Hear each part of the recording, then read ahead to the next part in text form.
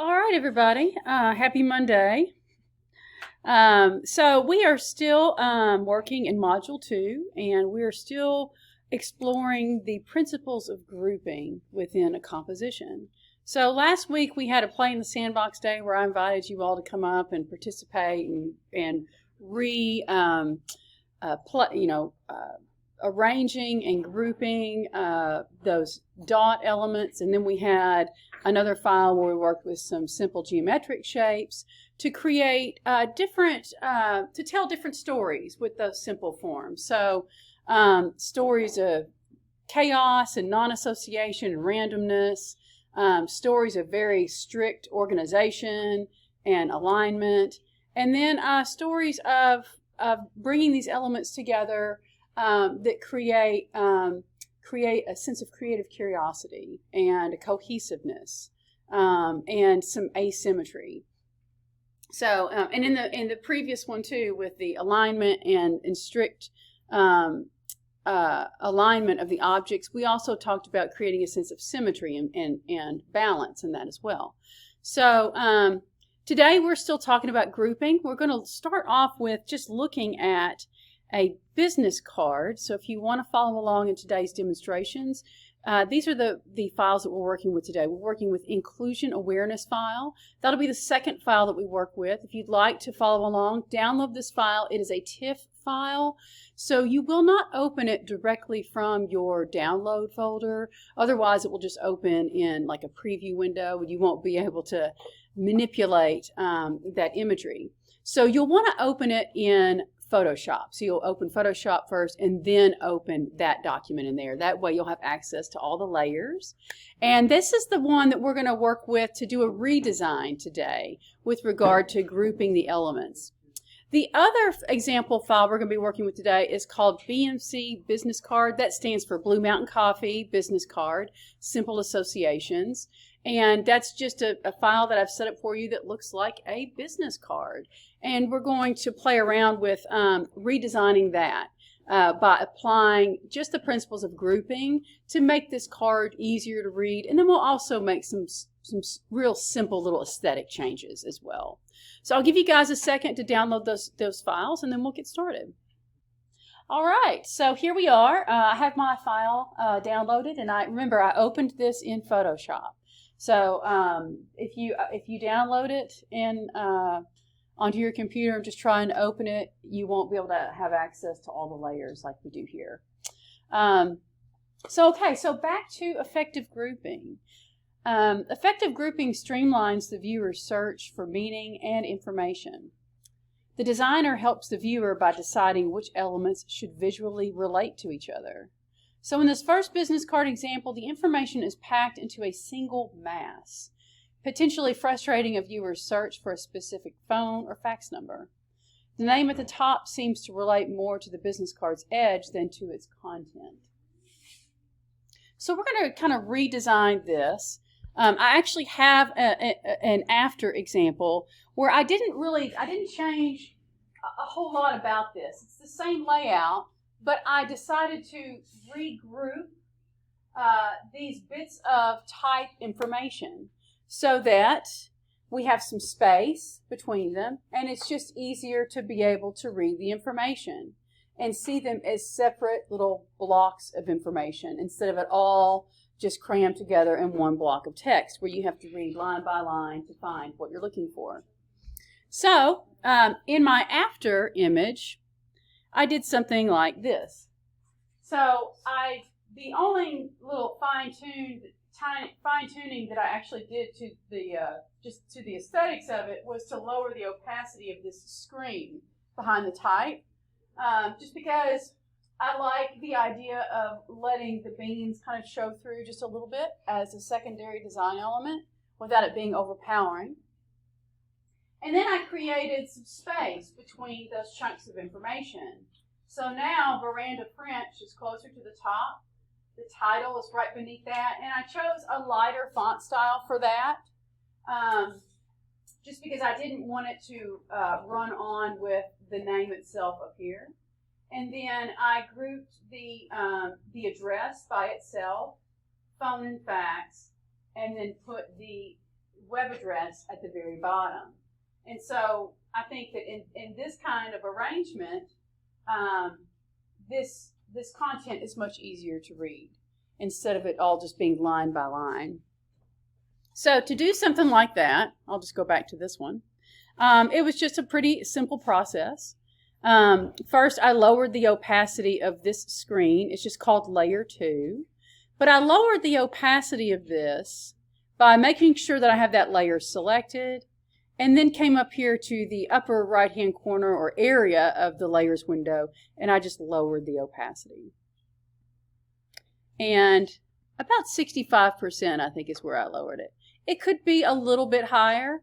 70 is kind of nice. You can still see the beans in the background, but they're not overpowering and they don't compete with the type elements. And then the next thing that I would do is just simply take this type. I would examine to see how it's built. It looks like it's all one block of type. So you have some options here where you could either, and this is a great opportunity to experiment with working with type in Photoshop, because you'll need to work with type for this next assignment. So if I want to split these apart, before I split them apart, one option is to just simply put spaces and drop those lines down.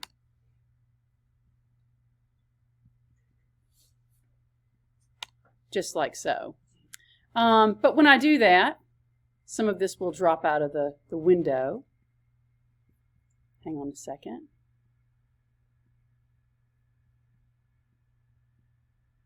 I'm going to move this up a little bit.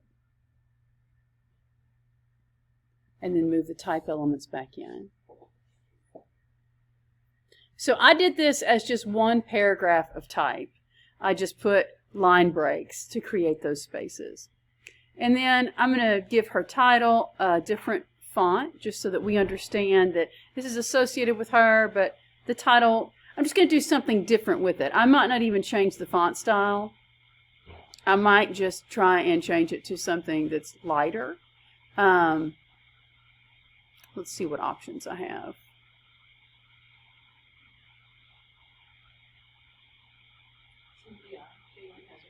Yes, Jalen.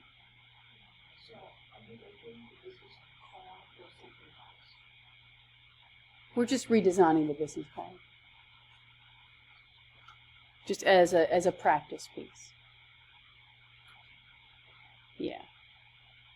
So I'm just going to go with something kind of plain Jane, like Arial. And I think I'll just leave it regular. Wouldn't be my first choice, but I don't want to spend a whole lot of time trying to find just the right font. And maybe even putting it in italics. I'll see what that looks like. So I'm going to select the type with my type tool just by highlighting it.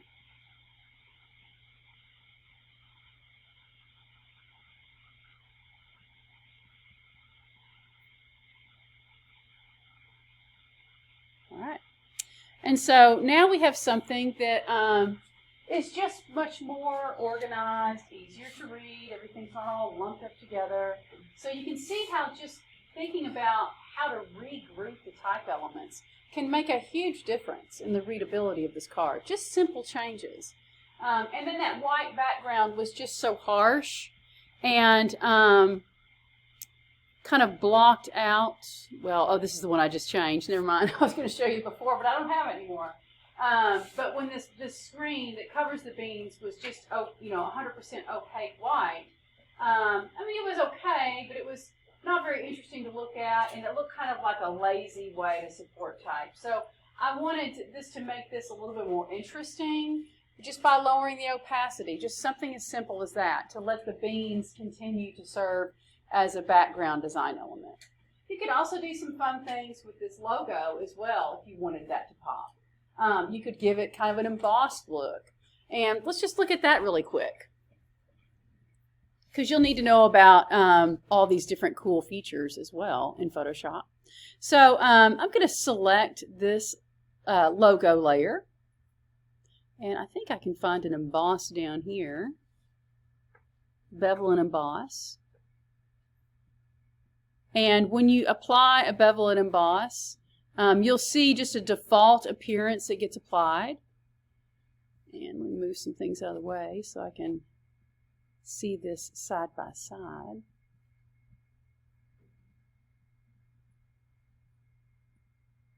I guess that's it. Okay.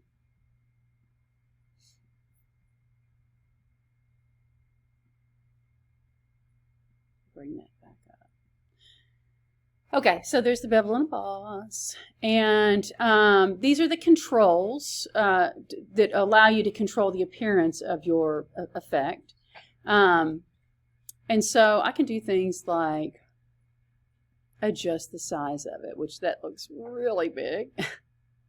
I would do something maybe kind of subtle. You can also adjust the angle of it.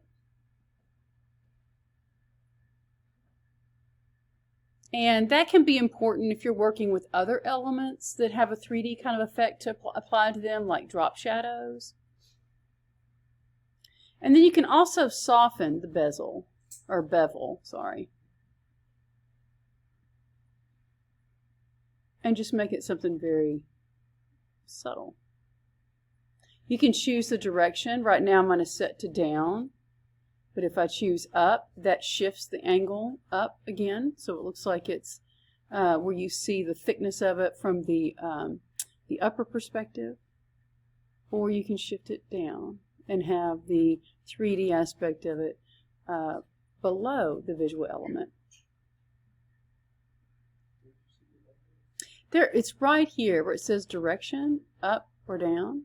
But you also have the angle, which allows you to have even more control over the direction. So up and down, those are just, you know, real simple on or off or, you know, changes, whereas the angle gives you a lot more control over the angle of that.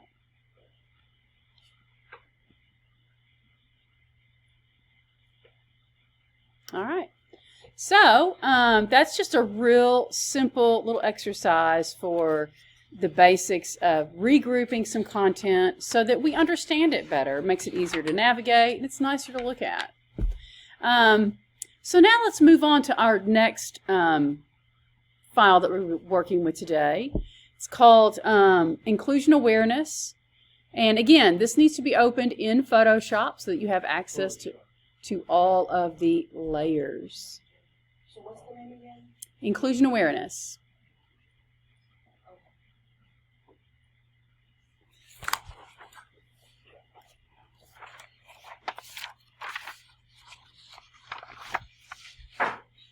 All right.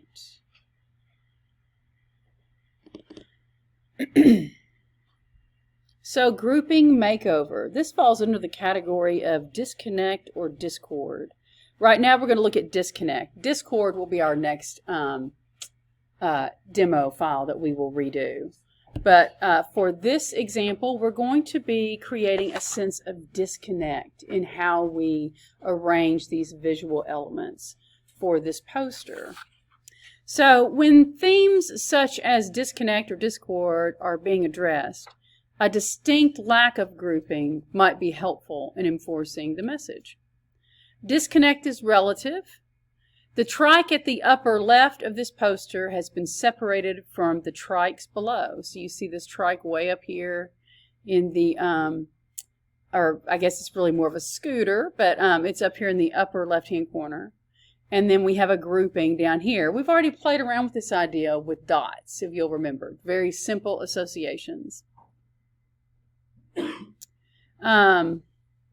So this conveys the message of the piece, that one of these bikes is being excluded. However, there is a problem. The subhead had also been cast away from the other elements, thus canceling out the unique situation of the lone trike up here. So it's no longer just alone by itself. It has a friend up here in the way of a block of text. And so we really want to make this a much more dramatic kind of message, a much more impactful message. And so we'll need to do something with this header up here because, again, it cancels out the trike that's in the upper left-hand corner. So we're going to play around with some rearranging, regrouping the type elements and the trikes. And we're going to also add a bit of drama and more visual impact by adding drop shadows that also will help to really exaggerate the grouping and the separation of these trikes. So in the disconnect redo, we will address the issue of the subhead by creating a more meaningful association proximity-wise to the main header. So this is the main header down here, and then this is the subheader up here. We will also reinforce the theme of the piece by making a few small adjustments to the trikes themselves in terms of placement, and also added effects to create a more dramatic message about this public service announcement. So let's address the type elements first. So this is the main header, inclusion awareness. And I think it looks good, you know, at the bottom of the poster. I'd probably keep it right there. And just like we talked about and looked at in previous examples, creating these enormous spaces when you're trying to communicate an idea like this is probably the best way to go.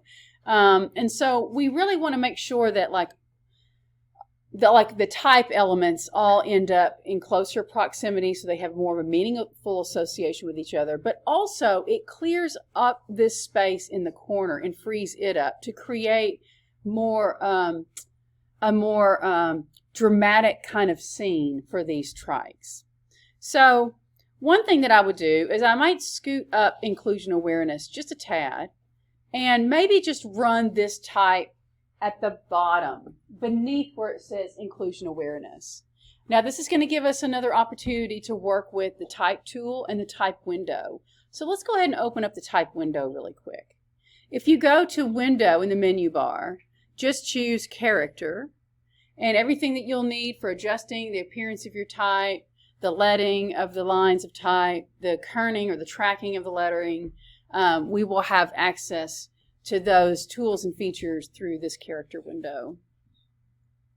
So the next thing I'm going to do is I'm going to select the type for a handbook for middle school educators. And I'm going to use the type tool to just select all of this type.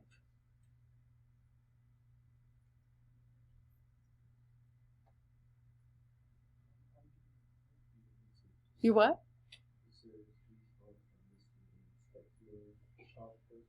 Chalk dust is missing? Come on, Adobe. How could you get rid of chalk dust of all things? This program Adobe just makes me crazy sometimes. No problem. Just replace it with a font style that looks like it's appropriate for school-age kids.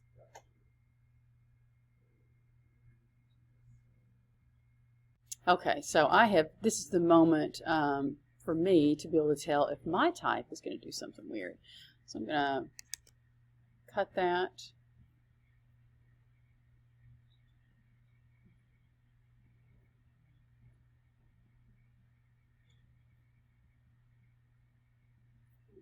And type tool down here. Okay. I'm sorry?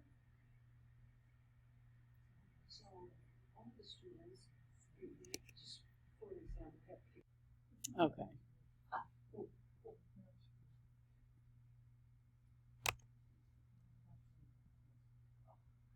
So I'm trying to work this back into a single line of type.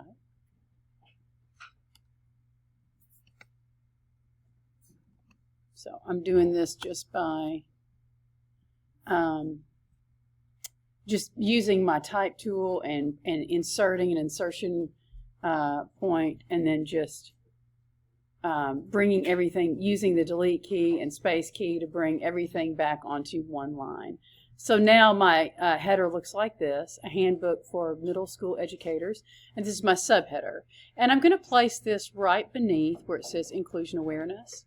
And I don't want, this is what I don't want. So when you're doing something like this, and again, this is grouping. So we're grouping these type elements together in a meaningful way where they have meaningful association with each other.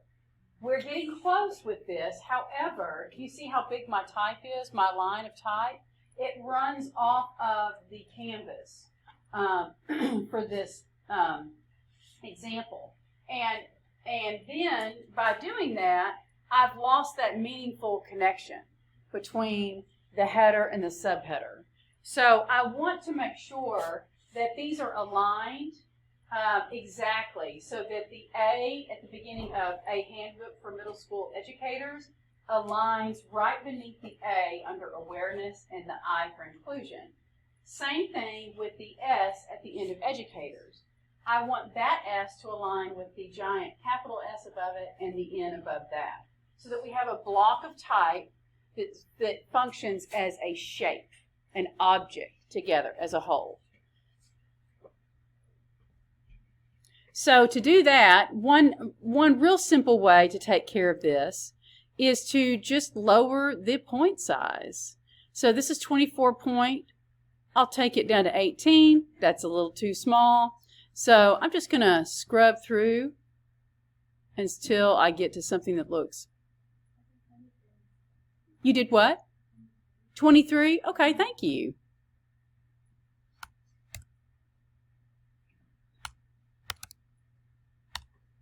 Perfect. You hit the nail on the head right there. Well done.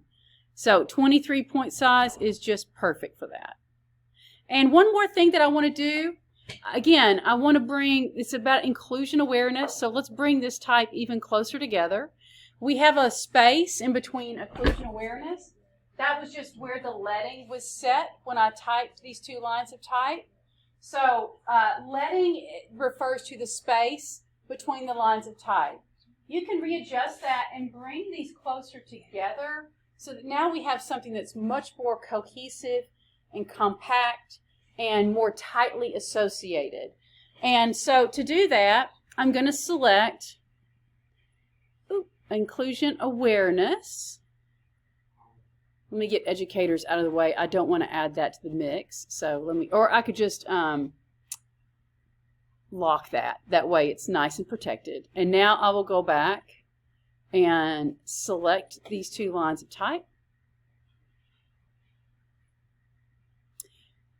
And I'm going to adjust the leading. So this is the leading right here. This option in your character window.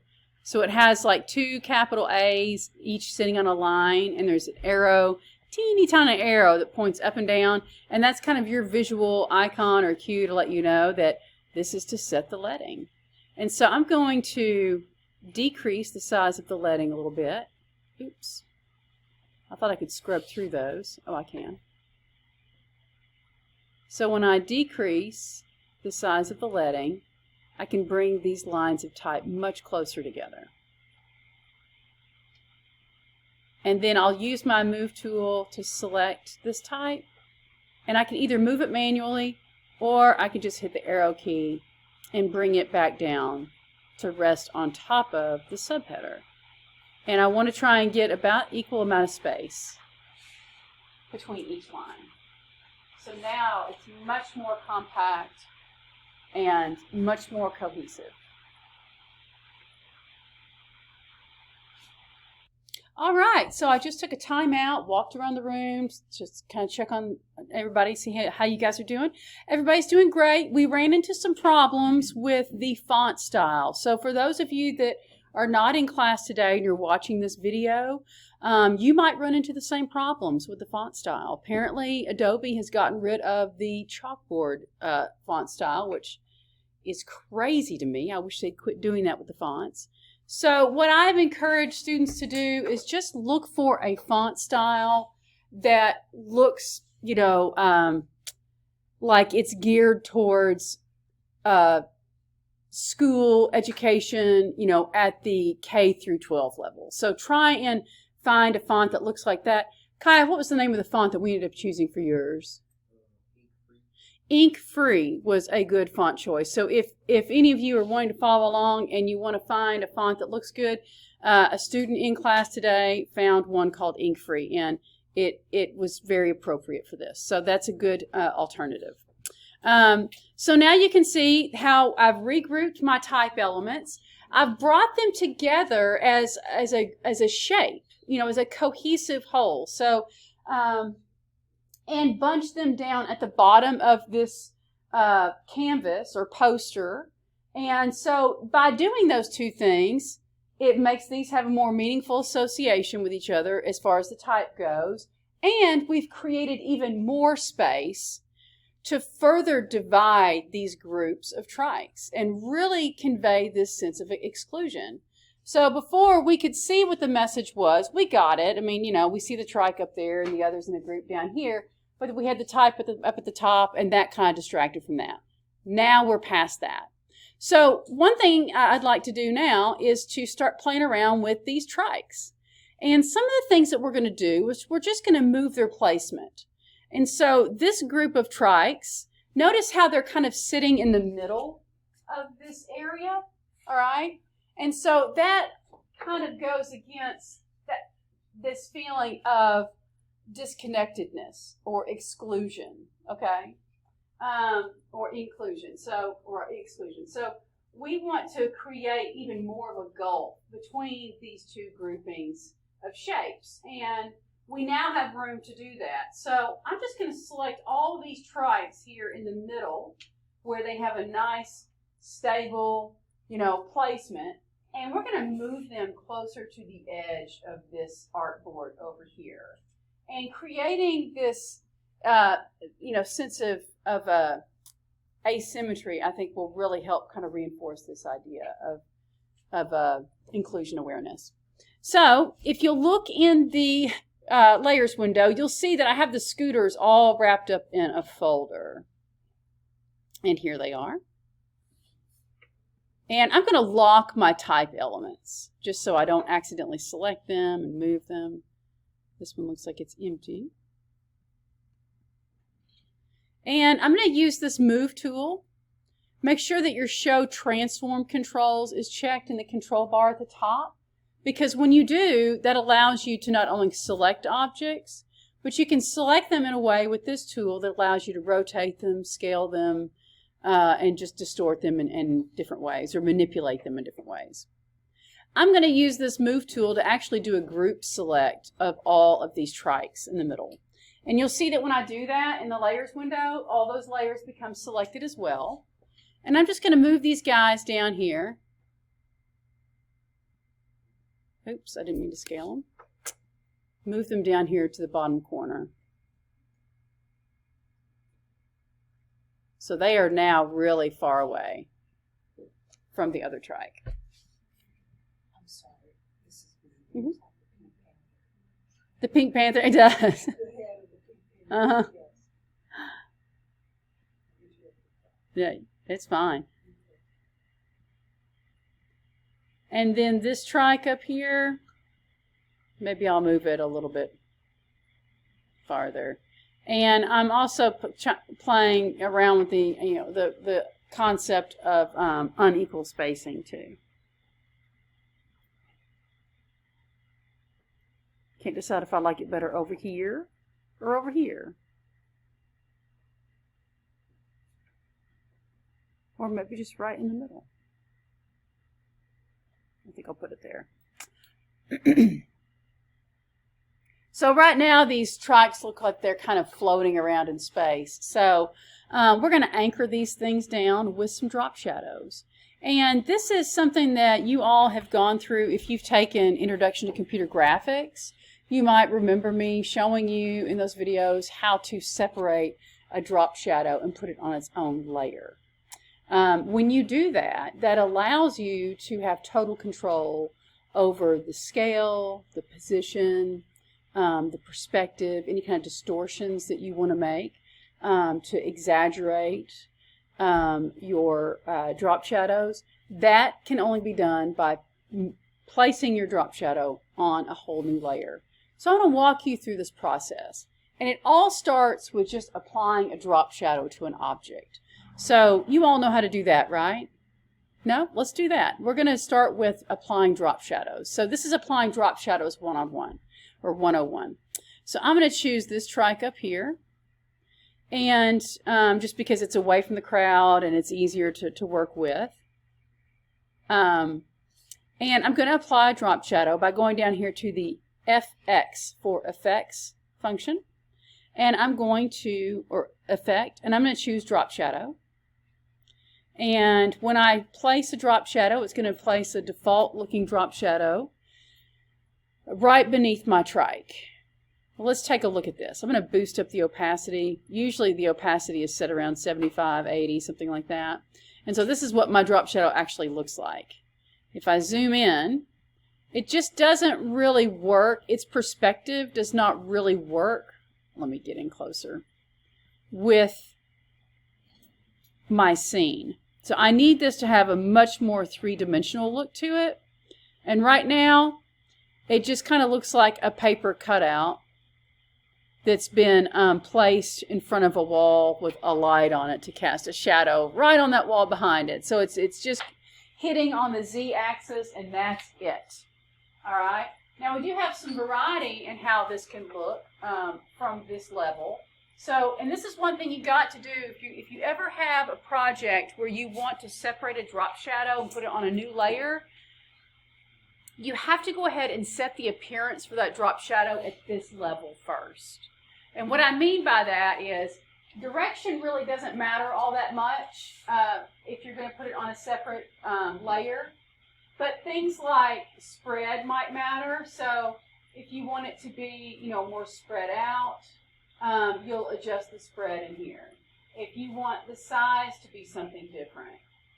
And to me, this always drives me crazy, but to me, I always feel like these two are mislabeled, because spread makes me think of the diffusing of the drop shadow. And then size makes me think of just the size of it as a whole. But they seem to do opposite things. Anyway, that's just an observation of mine. So I want mine to be somewhat crisp, but also have a slight softness to it. I don't know how that happens.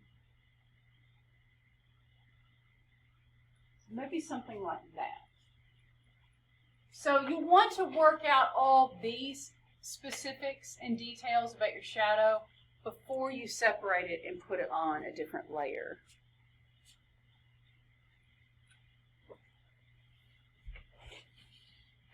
Because you won't be able to go back and alter the look of that once it's pixelated and on its own layer. So the next thing I'll do is hit OK. And now you can see that my drop shadow effect has been applied. If you ever apply a drop shadow to a layer and you need to go back and make some edits to the drop shadow when it's still attached to that layer, you can do that just by going to its effects sublayer that gets applied. Double click on drop shadow, it'll bring that window up and you can do more edits to it.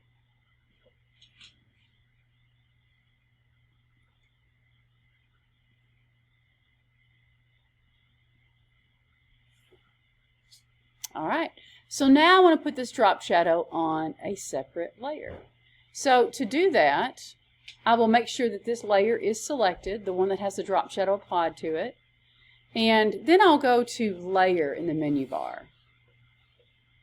And I'm going to choose Layer Style. And then I'm going to choose Create Layer. So that means that the layer style that's been applied is now going to be a layer all on its own, because we're going to tell it to create a layer. Yes, Kyle?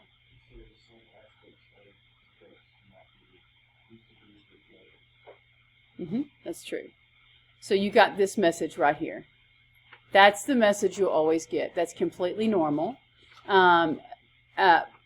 It's just warning people in case they don't know what they're doing, to let them know exactly what I was just telling you before this step, was that it's important to get the appearance of your drop shadow the way you want it in terms of opacity, darkness, the softness of the edge or the crispness of the edge, the spread.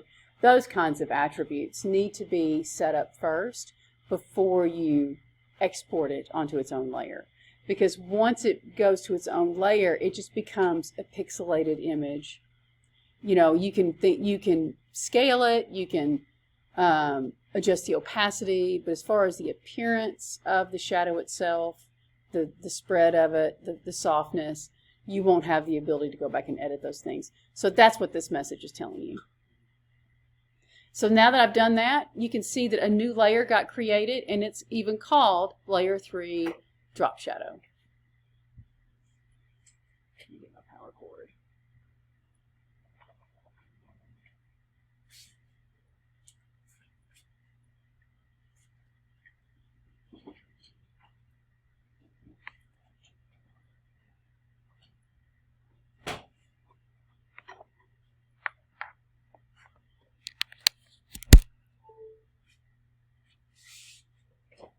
All right, so now that we have this layer created, let's see what we can do to kind of distort it. Now I'm going to be kind of playing in the sandbox here a little bit.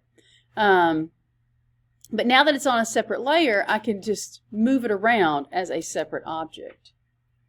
I'm going to lock my trike layer because I'm going to be moving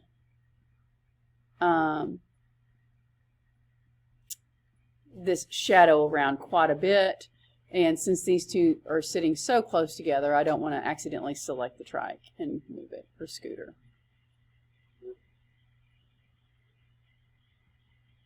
And one thing I might do, now that it's a whole separate layer, I can slice and dice this thing and make it two separate objects. And I think I might do this with the handle, because the handle would actually cast a shadow across the top of the trike and extend behind it. And then the bottom part will be a separate layer. So I'm just going to divide this into two separate layers now. And I'll show you how I'm going to do this. Very simply, I'm going to use the lasso tool to select these pixels of the handle. And I'm going to cut this from this layer. And then I'll just create a brand new layer. And I'll call it Handle Shadow. And I'll paste it on there. And that way I can put the handle shadow above the tricycle.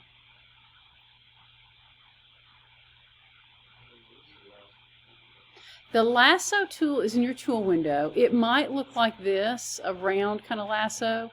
There's also the polygon lasso and the magnetic lasso. That'll work too. I think I actually used the polygon one. So now I'm going to move this shadow, put it right back underneath this scooter. I might even scale it down a little bit. And then I'm going to do some distortion to it. So I really want it to be more of an exaggerated shadow. So I'm going to go to Edit, Transform, Distort, and just start to kind of pull it away.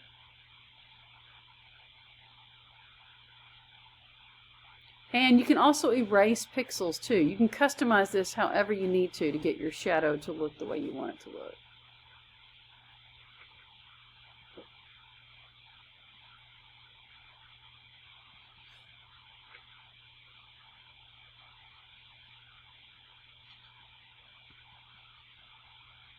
And I'll try a couple of different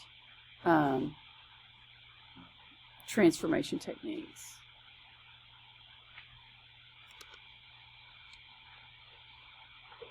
If you hold the Shift key, it allows you to distort the scaling, which is what I'm doing right now. And if you just grab these scaling handles and start pulling, it will scale it proportionally. So it's kind of the opposite of Illustrator.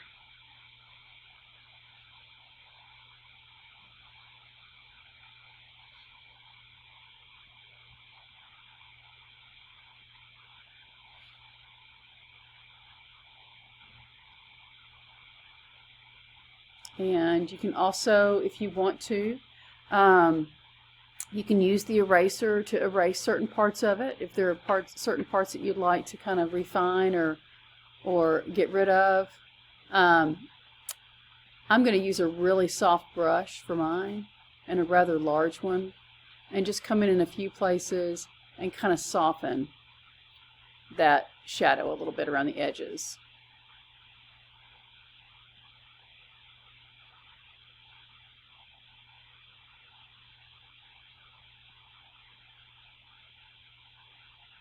Do something like that.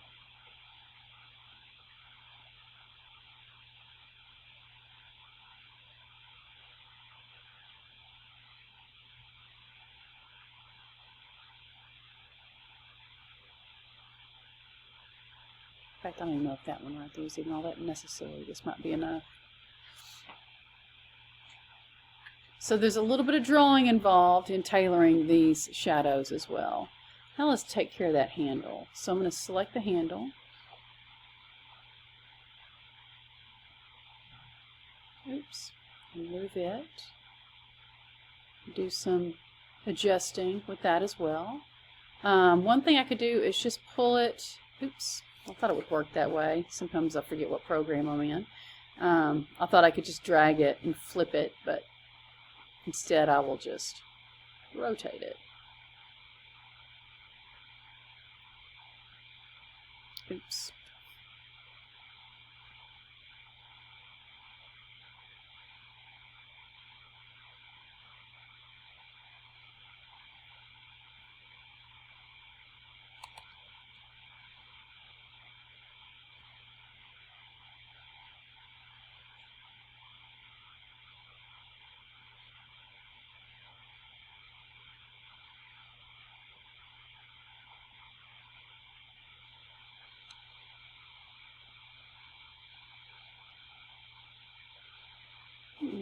Kind of need to warp that a little bit too, don't I? Maybe I can do that. We'll try the warp features for that. Because we want it to kind of look like it's falling across the trike. I'm going to reduce the opacity of this just a little bit. And I'm going to use a filter on this layer. And it's called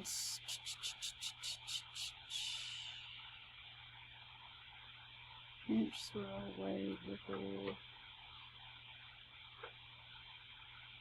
Hold on, I'll find it.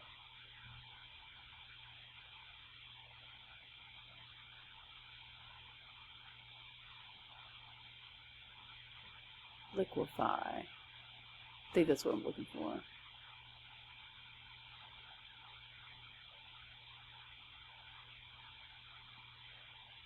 I don't like this approach because, oh yes, okay, it is the one I thought it was. Never mind. Have you guys ever used the Liquify tool? It's pretty cool. So it allows you to, it's kind of like using, well, it allows you to do a lot of different things, but for this use, it's going to do kind of the same thing that the smudge tool would do, except it allows you to warp larger areas and scoop pixels to kind of manipulate an object. So I'm going to zoom in here. Oh, and let me explain what you're looking at first. Hold on. So when I hit the Liquify tool, this window opens up, and it will show you a preview of the whole work, the whole document. But it's only going to show you at 100% opacity the layer that you have selected. So you can see that the handle shadow is what is most opaque, most vibrant in this scene.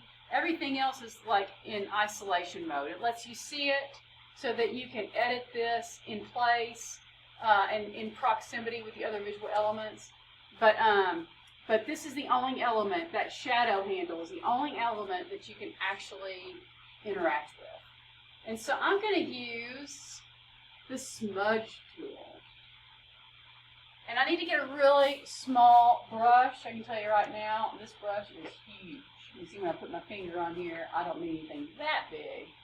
So, yes, Diane. I'm sorry?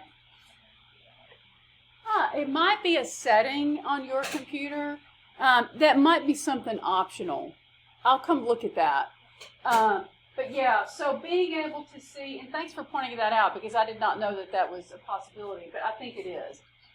So Diane cannot see the rest of the visual elements on hers. It just shows the shadow. which would be helpful for you to be able to see the elements, wouldn't it? So you could see you're editing it in place. Do you have show image checked? Okay.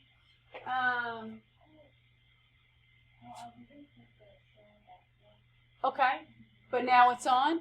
So show backdrop right here. Yeah, so yours looked like that probably. Yes. Yeah, make sure show backdrop is on. Yeah, that was a good thing to have happen in class so we could capture that in the video. All right, so I'm going to take my brush size down pretty small. We only have just a couple minutes left. Let me check its size. That's a little too small. And this brush size, whatever you call it, scale, monitor, it really has a wide range. You don't have to move that slider very far. And I just don't know that. That's why I keep checking. I'm not sure exactly how big my brush needs to be. It doesn't take much. So that might be good. I just need something kind of subtle. And then you have things like density, rate, and pressure. So be mindful of those things too. I think that pressure, I'm going to lower that down just a little bit so it doesn't get too out of hand too fast. But how this works is you place your tool and preferably over the area where you want to create a warp. So I want this to warp down onto the bike a little bit more.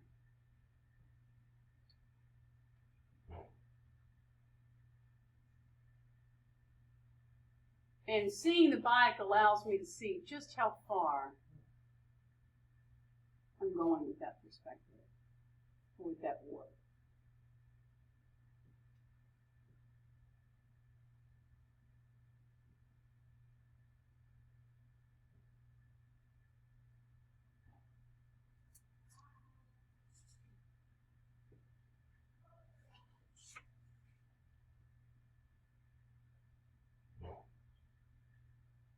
I've just switched to a much smaller brush size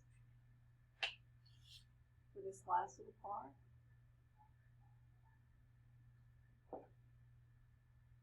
And you can see kind of an onion skin behind that. You guys see that shadow? That is just part of the remnants of the last, or where it originally, what am I trying to say? Where it originally existed. So that you can see kind of a before and after, you know. You can see your progress in comparison to what it used to look like. So I'm going to hit OK. And let's just see what that looks like. That's looking not too bad. I need to set that down on the ground a little bit more. That could be done maybe easily with just moving the shadow. Thank you. Or I might need to give this just a little bit more of a warp. Try and rotate it and see. So that looks a little better.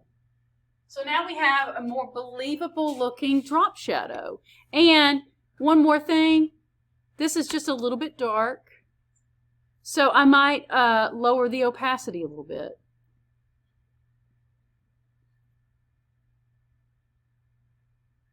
So it's a little more subtle.